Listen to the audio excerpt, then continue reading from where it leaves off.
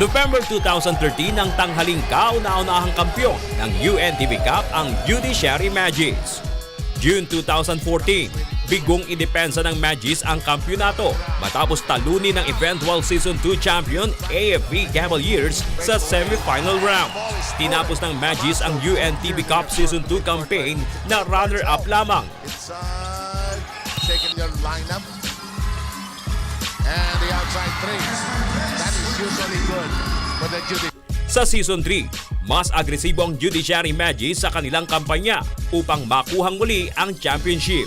Sa siyam na laban ng Magis, 2 beses lamang silang natalo hanggang sa makarating sa final round.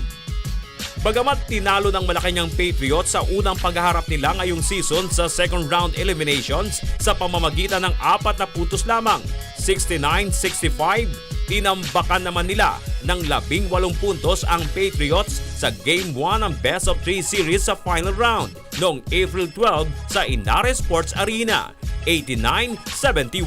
Good contest by John Hall, even in 3 personal fouls. Sige pa rin, talon si John Hall.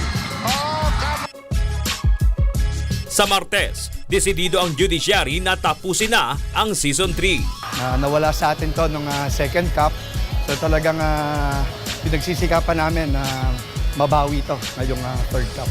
Sa Game 1, nagpaula ng 10 3 points ang Magis kumpara sa 3 lamang ng Patriots. Nakapagtala rin ng 11 steals, 12 assists at 37 rebounds ang Team Judiciary. Samantalang may kabuang 14 na turnovers naman ang Malacanang Patriots.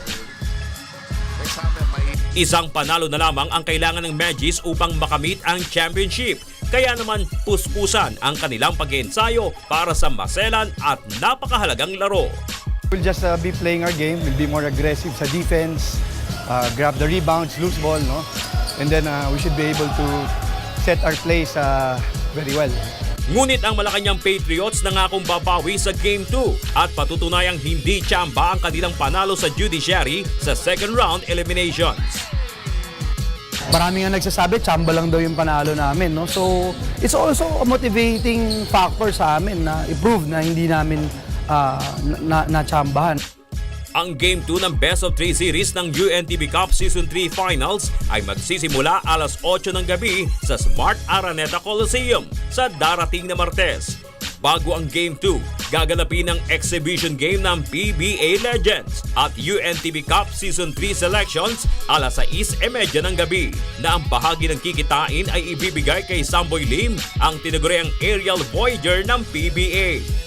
Ito na ang ikatlong season ng UNTV Cup na inorganisa ni Mr. Public Service Kuya Daniel Rason. Itinaas ang cash prize sa 2 million pesos na ibibigay sa napiling beneficiary ng tatanghaling kampyon.